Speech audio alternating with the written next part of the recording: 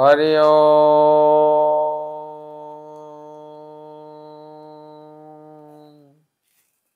इंदिरानंद संदोहम वंदेमिन्दीवरेक्षणम्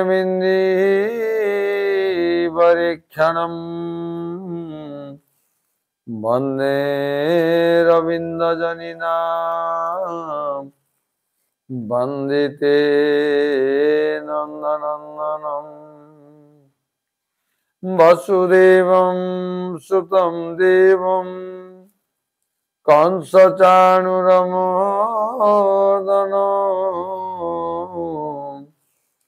देवकी परमानन्दं कृष्ण वन्दे जगद्गुरु कृष्ण वन्दे जगद्गुरु।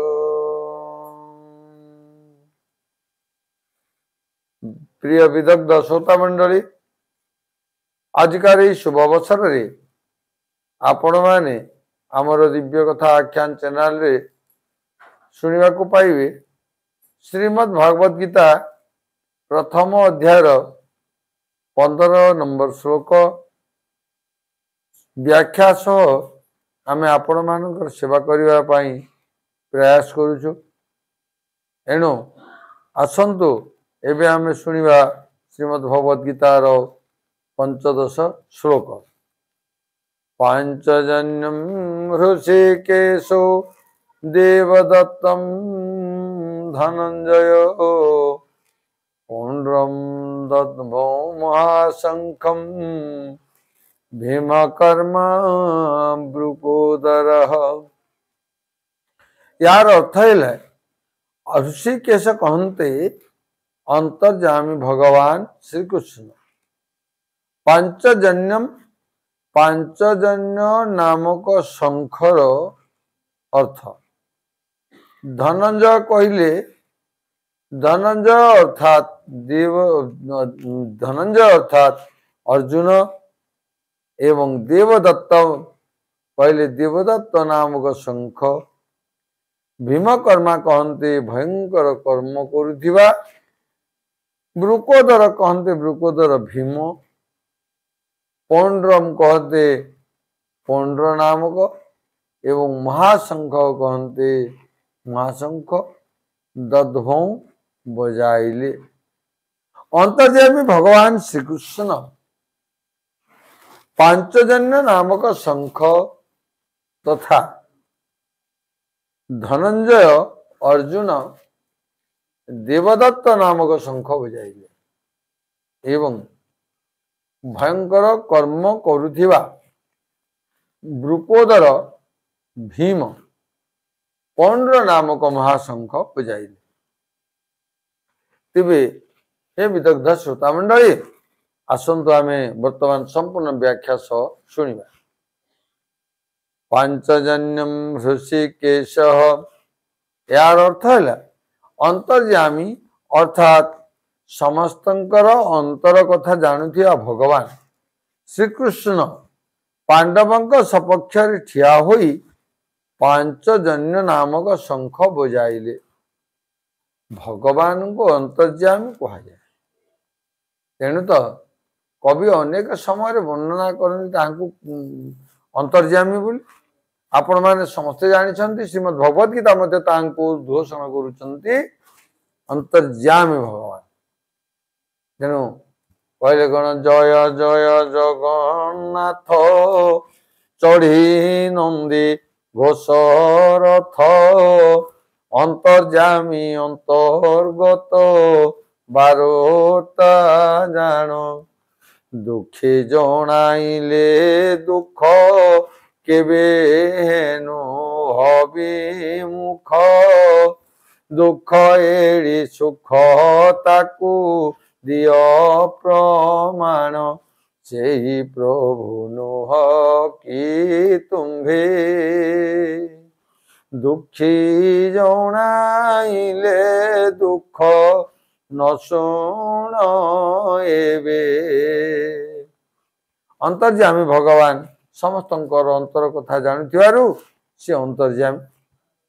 ତେବେ ସେଇ ଅନ୍ତର୍ଯାମୀ ଭଗବାନ ବଜାଉଥିବା ଶଙ୍ଖର ନାମ ପଞ୍ଚଜନ୍ୟ। ଭଗବାନ ପଞ୍ଚଜନ୍ୟ ନାମକ ଶଙ୍ଖ ରୂପଧାରୀ ଦୈତ୍ୟକୁ ମାରି ତାକୁ ଶଙ୍ଖ ରୂପେ ଧାରଣ କରିଥିବାରୁ ସେଇ ଶଙ୍ଖର ନାମ ପାଞ୍ଚଜନ୍ୟ ହେଲା। ପଞ୍ଚଜନ ନାମକ ଶଙ୍ଖ ରୂପଧାରୀ ଦୈତ୍ୟକୁ ମାରି ଭଗବାନ ତାକୁ ଶଙ୍ଖ ହିସାବରେ ଧାରଣ କରିଥିଲେ।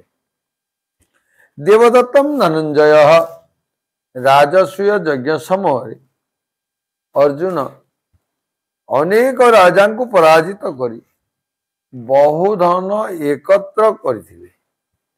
ଏଥିପାଇଁ ଅର୍ଜୁନଙ୍କର ନାମ ଧନଞ୍ଜୟ ରହିଲା। ନିବାତ କବଚ ଆଦି ଦୈତ୍ୟଙ୍କ ସହିତ ଯୁଦ୍ଧ କରିବା ବେଳେ ଇନ୍ଦ୍ର ଅର୍ଜୁନଙ୍କୁ ଦେବଦତ୍ତ ନାମକ ଶଙ୍ଖ ଦେଇଥିଲେ। ଏହି ଶଙ୍ଖର ଧ୍ୱନି ଅତି ଉଚ୍ଚ ଓ ଭୟଙ୍କର ଥିବାରୁ ଶତ୍ରୁପକ୍ଷର ସେନା ଥରହର ହୋଇଯାଉଥିଲେ। ଅର୍ଜୁନ ଏହି ଶଙ୍ଖ ବଜାଉଥିଲେ। ତେବେ ଅର୍ଜୁନଙ୍କ ଶଙ୍ଖର ନାମ ଦେବଦତ୍ତ, ତାଙ୍କୁ ଇନ୍ଦ୍ର ଦେଇଥିଲେ। ପଣ୍ଡ୍ରମ ଦଦ୍ମ ମହାଶଙ୍ଖମ ଭୀମ କର୍ମା ବୃକୋଦର। ଏହାର ଅର୍ଥ ହେଲେ ହିଡିମ୍ବାସୁର, ବକାସୁର, ଜଟାସୁର ଆଦି ଅସୁର ମାନଙ୍କୁ ତଥା କୀଚକ, ଜରାସନ୍ଧ ଆଦି ବଳବାନ ବୀରମାନଙ୍କୁ ମାରିଥିବାରୁ ଭୀମ ସେନଙ୍କର ନାମ ଭୀମକର୍ମା। ଏମାନଙ୍କୁ ମାରିଥିବା ହେତୁରୁ ଭୀମଙ୍କର ନାମ ଭୀମକର୍ମା। ତାଙ୍କ ପେଟରେ ଜଠରାଗ୍ନି ଅତି ବୃକ ନାମକ ଅନ୍ୟ ଏକ ବିଶେଷ ଅଗ୍ନି ଥିବାରୁ ତାଙ୍କ ନାମ ବୃକୋଦର। ବୃକ ନାମକ ଜଠରାଗ୍ନି ଭୀମଙ୍କ ଉଦରରେ ବା ପେଟରେ ଥିବାରୁ ତାଙ୍କ ନାମ ବୃକୋଦର ବୋଲି ମଧ୍ୟ କୁହାଯାଏ।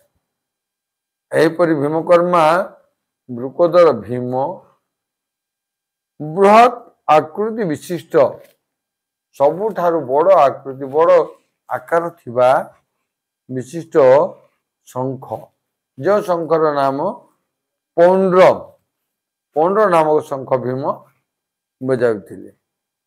ତେବେ ଯୁଦ୍ଧ ସମୟରେ ଯିଏ ଯାହାର ଶଙ୍ଖ ବଜେଇ ସେମାନେ ଆହ୍ୱାନ କରୁଥିଲେ ଯୁଦ୍ଧ ପାଇଁ।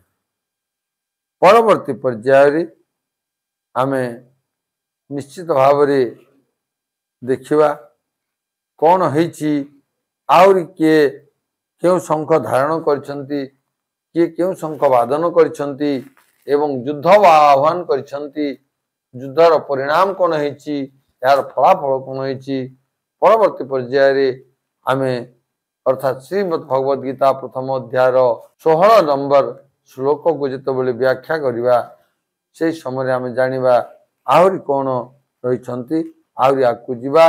ମୁଁ ବର୍ତ୍ତମାନ ସେତେବେଳେ ପର୍ଯ୍ୟନ୍ତ ସମସ୍ତଙ୍କର ମଙ୍ଗଳ କାମନା କରି ରହୁଛି। ହରି ଓମ୍ ତତ୍ସତ୍।